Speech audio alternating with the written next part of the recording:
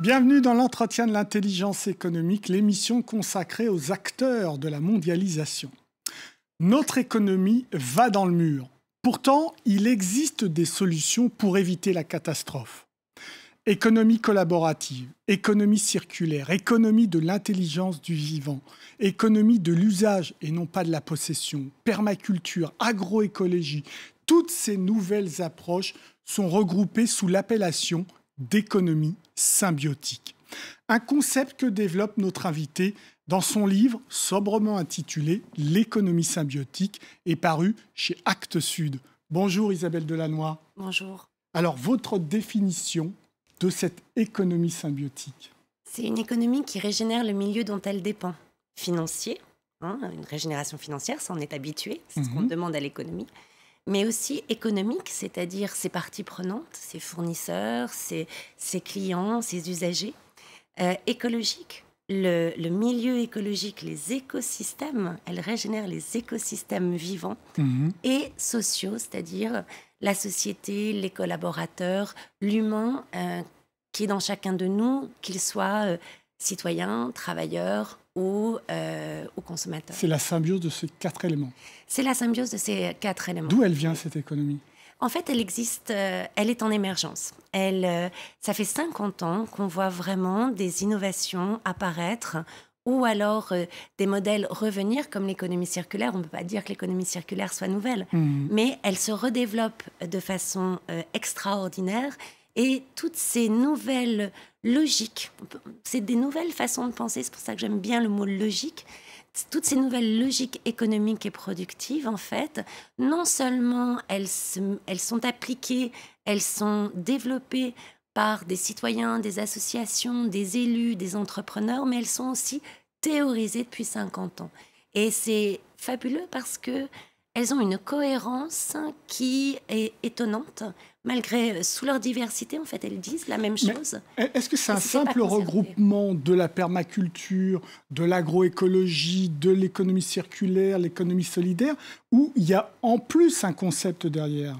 Alors, en fait, il y a en plus un concept derrière parce que chaque logique seule n'arrive pas à produire ce qu'elles peuvent faire ensemble. Il y a une synergie. La synergie, c'est quoi? C'est quand 1 + 1 ne fait pas 2, mais fait 3, 4, 5. Et c'est ces productions supplémentaires qu'elles vont faire en s'associant, parce que souvent, les faiblesses des unes sont compensées par les forces des autres. Et donc, elles sont vraiment complémentaires. Et là, elles vont produire quelque chose de nouveau qu'aucune logique seule n'atteint. Et ce livre grouille d'exemples dans tous les domaines. C'est assez formidable et donc ça donne de l'espoir. Pour autant, il y a une ligne directrice qu'on sent à travers ce livre et toutes ces expériences, c'est que c'est une certaine fin de la mondialisation. Je veux dire, vous parlez constamment du lien direct entre producteurs et consommateurs et que cette ligne doit être très, très, très courte, quoi. Tout à fait.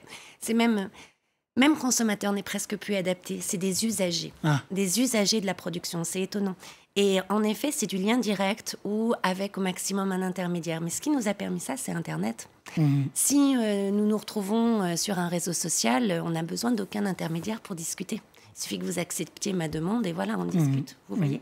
Eh bien, en fait, c'est la même chose. On a ça au niveau mondial, notamment pour l'innovation, le partage de la connaissance, des cultures, etc. Mais aussi au niveau local, quand on s'abonne à un panier agricole, par exemple, à la semaine, produit par des agriculteurs locaux. Voilà, qui sont à quelques kilomètres. Qui sont à quelques kilomètres. Mais est-ce que pour vous, c'est la fin de cette mondialisation qui est apparue à la fin des années 80? En fait, cette économie, elle est en train, et c'est en train de se faire, elle est en train de transformer une place de marché globalisée en de multiples places de marché locales et reliées. Quand vous avez des acteurs qui s'associent pour tout simplement faire un circuit d'énergie, par exemple un data center qui va renvoyer sa chaleur pour du chauffage, d'immeubles, de bureaux, de piscines, etc. Eh bien, ils vont s'accorder ensemble sur le prix de l'énergie, sur l'amortissement des installations. Et on se découple comme ça du prix mondial. Et ça, on le voit pour l'énergie, pour l'alimentation. C'est la fin des multinationales ? Je ne suis pas sûre que ce soit la fin des multinationales, parce qu'il y a des endroits où il faut beaucoup de... La difficulté de cette économie, c'est d'avoir le Kickstarter, vous savez, l'investissement. Elle n'est pas très capitalistique, mais vraiment Ben pas non, beaucoup. non, non. Mais il faut vraiment souvent quand même un Kickstarter. Et en fait, ce serait peut-être la multinationale régionalisée. C'est-à-dire qu'il faut arrêter de voir les grands groupes, enfin, qu'ils naissent, hein, ou qu'ils... regardez Wikipédia, par exemple. Oui. C'est une multinationale, mais elle est éclatée. Chacun est... Pas financière, disons. Elle n'est pas financière. Elle pourrait...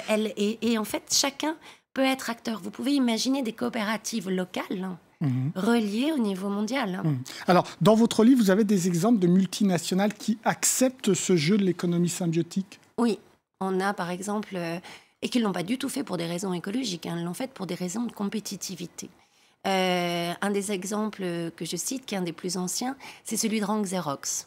Ah oui, le très bel fabricant exemple. de photocopieuses, qui, dans les années 70, avait énormément innové sur un modèle et il se retrouvait en fait que son modèle n'était plus compétitif parce que l'innovation lui avait coûté cher en fait.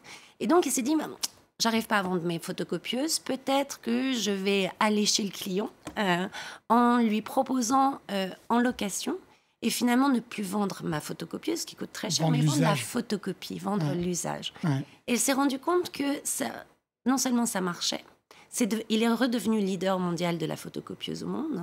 C'est un modèle qui a été ensuite repris par beaucoup de ses concurrents. Et il s'est rendu compte qu'en fait, il restait toujours propriétaire de ses machines. Donc, maintenant, il annonce qu'il réutilise 94% des composants de ses anciennes machines dans les nouvelles. Parce qu'en effet, la plupart sont fonctionnelles. Et l'innovation, elle dépend souvent d'un petit composant différent qui va changer les choses ou de l'organisation.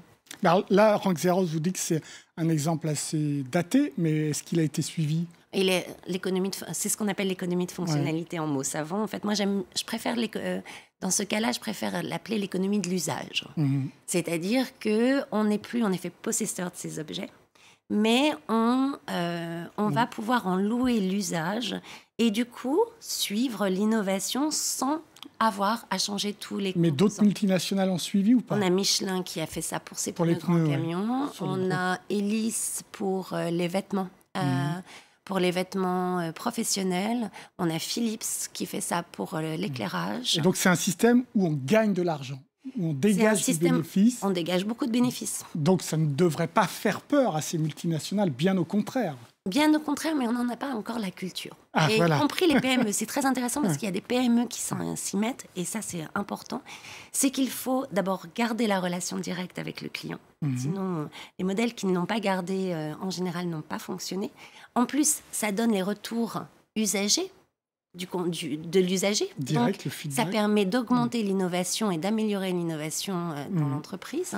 Est-ce que ça veut dire que ces multinationales vont commencer à jouer le jeu parce qu'évidemment, on est sincèrement en train de basculer d'un modèle à un autre ? Alors moi, je pense qu'elles ont intérêt à jouer le jeu parce que la matière devient de plus en plus chère. Et vous avez intérêt à garder la matière qui coûte de plus en plus cher plutôt que de la vendre. Et vous voyez, par exemple, j'ai un téléphone portable. Si mon téléphone, il y a de l'or, il y a du tantal dedans, il y a du platine, c'est des métaux précieux, mais néanmoins, et rares, très rares, et exploités aujourd'hui dans des conditions sociales et économiques inhumaines. Mais si mon téléphone ne fonctionne plus, il va rester au fond de mon tiroir ou au mieux dans un recyclage spécialisé, mais ça veut dire que cette matière n'a plus de valeur pour moi. C'est l'usage que j'achète. Par contre, pour le fabricant, lui, il est sans cesse en train d'acheter de la matière première pour s'en délester. Et donc, c'est là où, en fait, on n'achète que l'usage. Moi, mon téléphone, je m'en moque de quels métaux il y a à l'intérieur. Ce qui m'intéresse, c'est de pouvoir faire les fonctions qu'il m'offre. Et dans un contexte de ressources qui se raréfient, oui, elles ont tout intérêt. Et en plus, ça fidélise le consommateur. Ce qui veut dire, d'ailleurs, que s'il n'y a pas assez de concurrence dans ces modèles, eh bien, le consommateur, l'usager, et on le voit déjà dans certains modèles, devient perdant. Parce qu'on arrive à des contrats léonins. Ou alors, on a encore un autre modèle je prends 2 secondes, quand ça devient coopératif. Et ça, c'est formidable parce que là, les usagers et les producteurs partagent la gouvernance, discutent donc sur le prix et permettent même des systèmes de coproduction et de co-investissement. Isabelle Delannoy, c'était un modèle complètement différent. On est sur un modèle aujourd'hui, comme je disais, qui nous entraîne dans le mur. La transition, vous la voyez pacifique? On est déjà dans la transition, selon moi. C'est-à-dire que, comme je disais, moi j'agis sur les territoires. Quand je vais sur un territoire, on s'aperçoit que des dizaines d'acteurs sont déjà passés à ce D'accord, mais est-ce qu'on va assez vite par rapport à l'urgence? Il faut aller très vite par rapport à l'urgence. Il faut, mais on n'y est pas. Non, on n'y est pas. Mais je crois vraiment que le fait de me montrer cette cohérence, le fait de montrer on cherchait une nouvelle économie, en fait, elle est sous nos yeux, eh bien, ça peut vraiment jouer un rôle d'accélérateur. Et il faut vraiment... Elle part des territoires. Elle peut se relier mondialement, mais elle part des territoires.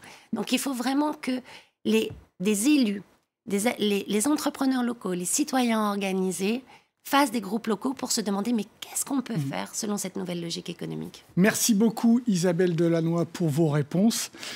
L'entretien de l'intelligence économique, c'est terminé, mais comme d'habitude, évidemment, vous pouvez retrouver l'émission sur france24.com. Au revoir.